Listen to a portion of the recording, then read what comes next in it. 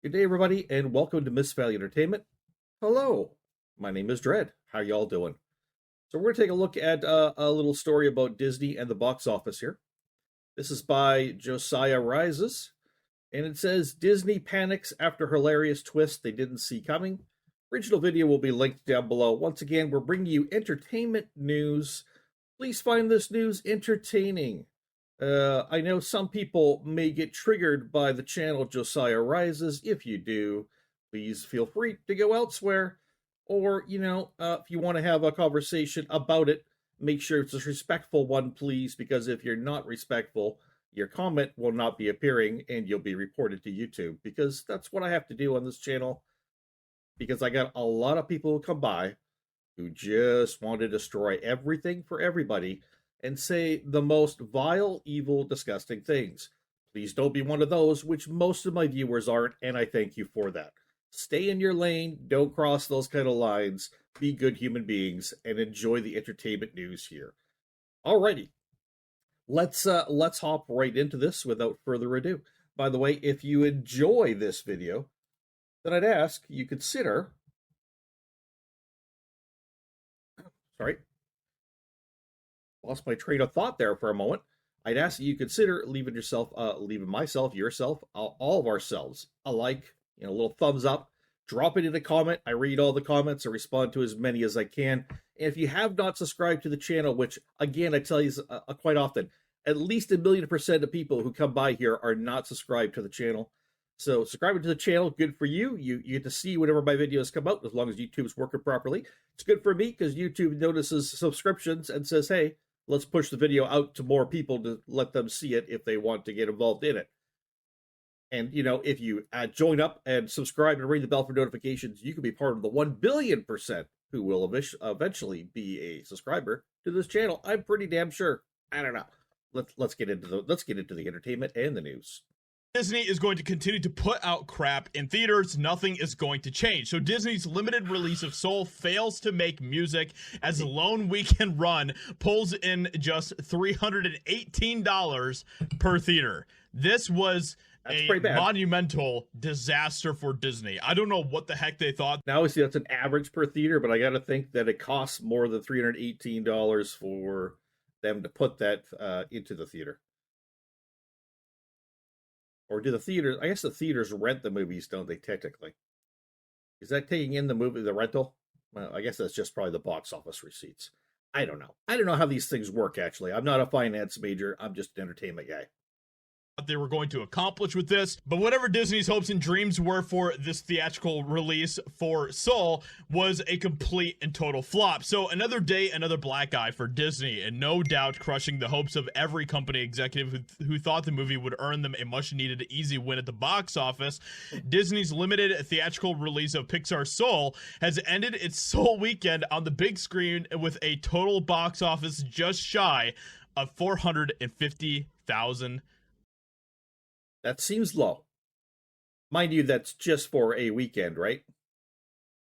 So that's all they just put it out for the weekend. Okay, so still, it's a reissue. It's a 2020 movie. I guess it's a debut though. I guess it was never in theaters, I'm thinking, and then they decided to put it in theaters for this weekend, and that's how much it made them. Not a lot. They couldn't even crack $1 million. Now, the thing that just blows my mind about this is, why would you release something like Soul? If you're going to re-release anything in theaters, why would you release something like Soul instead of something like Toy Story or The Incredibles? You know what I mean? All right, here's where I think Josiah from Josiah Rises is possibly not being very intelligent, or he's leaving out this on purpose. I don't know, but I think he's not actually seeing this. Let's take a look at the Soul movie here over on IMDb. Okay, this is the cover for it. It's nice black man and a sweater, and then he's got a little hat. He's walking down some stairs that are actually keyboard. A little fat cat with him. Looks like some ghosts over here, right? It says, after landing the gig of a lifetime, a New York jazz pianist suddenly finds himself trapped in a strange land between Earth and the afterlife. All right, go down here, we take a look, and it stars Jamie Foxx. Okay, it also stars a few other black people like Questlove, Angela Bassett, Margot Hall, David Diggs. Right? Uh, I don't think it's a stretch to say it's kind of a black movie, at least somewhat. I mean, it's got a black star. I think it's dealing with jazz pianists. I'm not saying jazz pianists have to be black, but based on this, I would probably think it's kind of a black movie, a black centric movie, which is completely fine. Not an issue with that. Okay, but that's what that movie is. All right. Well, January 15th, Monday, is Martin Luther King Day, or was in this case. I'm recording this on a Tuesday, so it's already gone by. Huh. Why would they put out Soul on Martin Luther King weekend? Well, let's take a look at this. Why we celebrate MLK Day. In the United States, Martin Luther King Jr. Day is observed annually on the third Monday in January. That's January 15th this year of 2024. The day commemorates the life and work of Dr. King, who was a Baptist minister and prominent leader in the American Civil Rights Movement. People are encouraged to use the day to reflect on the principles of racial equality and nonviolent social change espoused by Dr. King. The holiday is typically observed with events such as marches and rallies and speeches by politicians and civil rights leaders. King was born on January 15th, 1929. Oh, that kind of actually fell on his birthday this time. He rose to the fore of the civil rights movement in 1955 with the Montgomery bus boycott that followed the arrest of Rosa Parks, an African American woman who would violate the city's racial segregation ordinances when she refused to give her seat on a bus to a white passenger.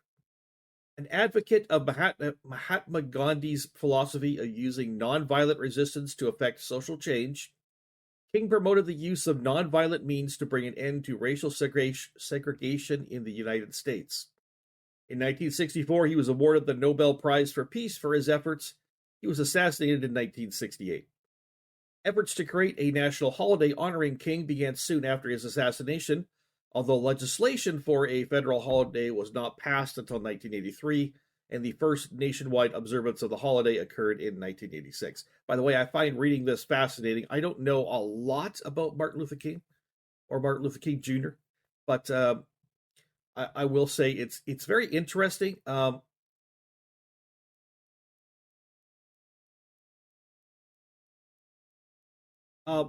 yeah. So nonviolent resistance to affect social change and okay, racial segregation ordinances is something here in Canada we're not familiar with because Canada never had that. I'm not trying to put down the United States in that way, but I'm saying this is as close as we are to the United States. We are far different when it comes to um, how we have traditionally treated Black people. It's just fact. Uh, so we did not have racial segregation in Canada at all. Um, it's very interesting. We didn't have that. In fact, we were the ones um, welcoming the escaped slaves up to Canada, telling them they come up here and have a good life. Um, it's a very strange to me because in Canada we don't look down on black people. I mean, there's a few assholes out there. There always is, right? And they don't. Those assholes don't have to be white. They could be any race, I guess, other than black that wants to look at blacks and put them down. That's fine. You could be an asshole of any kind from any race, okay?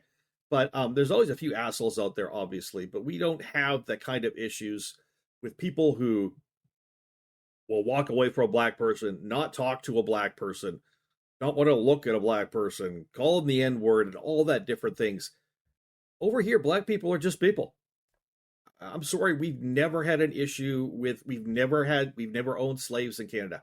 In our history, we have not had slavery. It just didn't happen. The black people who came to Canada came so because they wanted to, period. And they were not treated any different than anybody else in this country.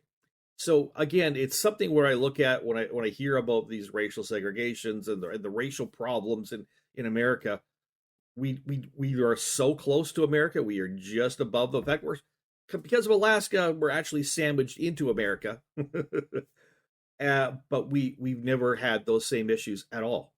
And I don't think maybe even Americans understand that, but we really don't. Um, it's very odd when,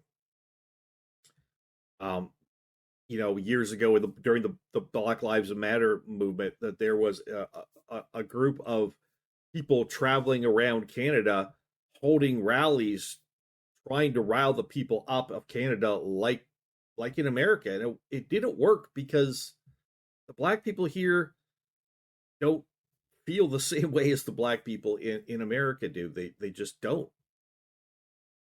Does Canada have issues with racial stuff? Yes, of course we do. During World War II, we rounded up all the Asian people and segregated them off because we were worried about them, being on the other side. We certainly have not treated our native population very well, native or Indian, depending where you are in the nation or what you like to be called.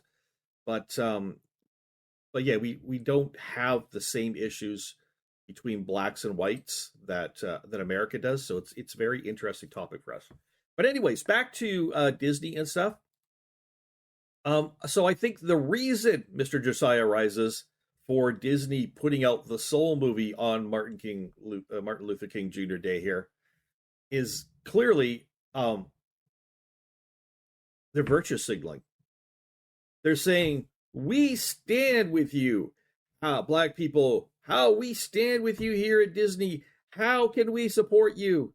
We're going to support you by putting out a black movie for this weekend and hoping that you choose to go see it and make us money.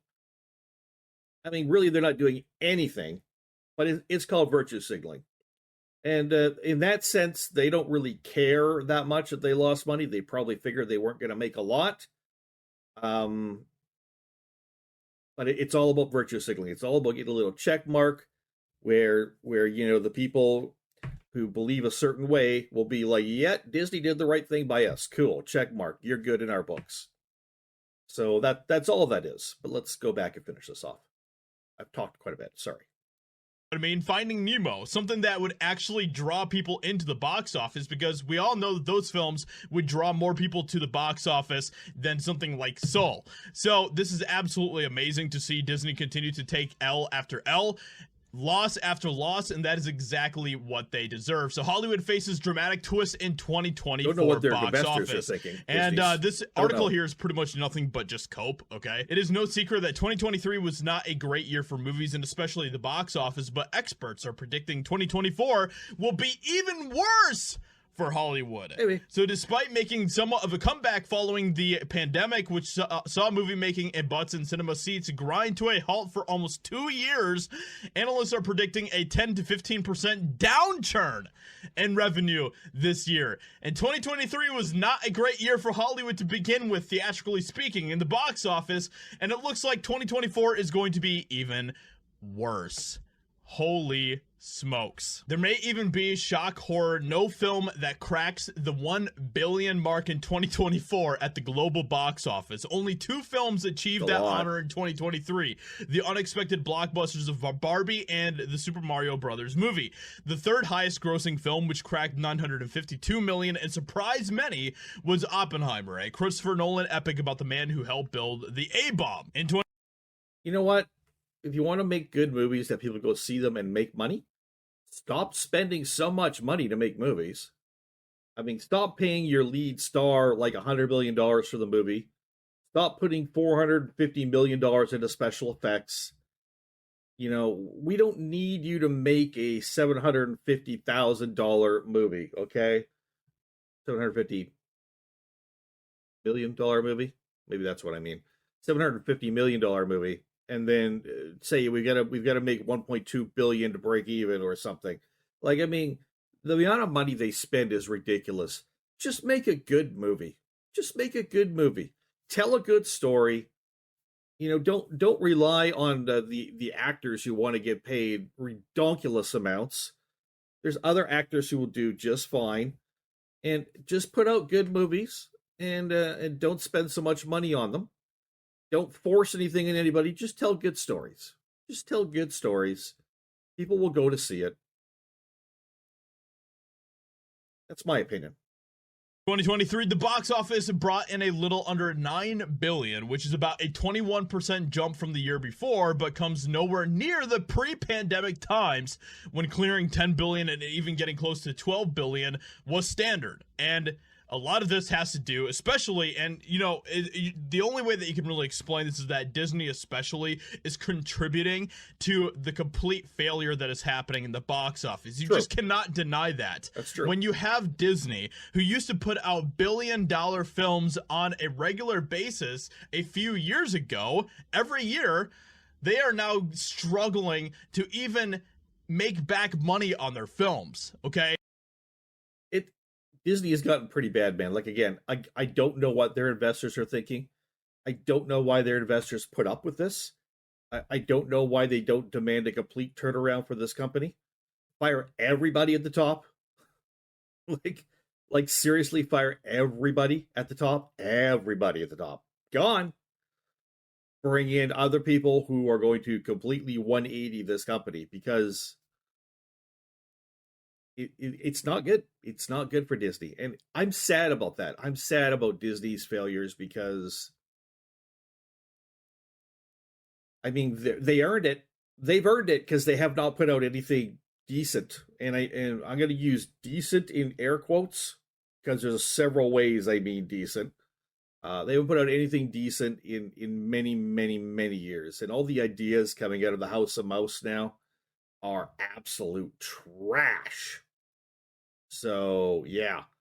So they've definitely earned it. But I'm sad because I remember the heyday of Disney. I remember how great of a company they were. How could they be counted on for great family-friendly films and fun before they started putting agendas into everything and trying to change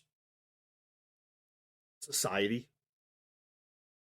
Yeah, it's sad. It is really, really sad. Anyways, I still can't understand why Josiah couldn't figure out why they put Soul out on this weekend. That's kind of ridiculous. I think he's kind of a moron over that. But yes, he's right. If they wanted to make money, they should have put out Finding Nemo or something. But that wouldn't make sense because Finding Nemo doesn't have a bunch of black stars in it. It's, it doesn't look black.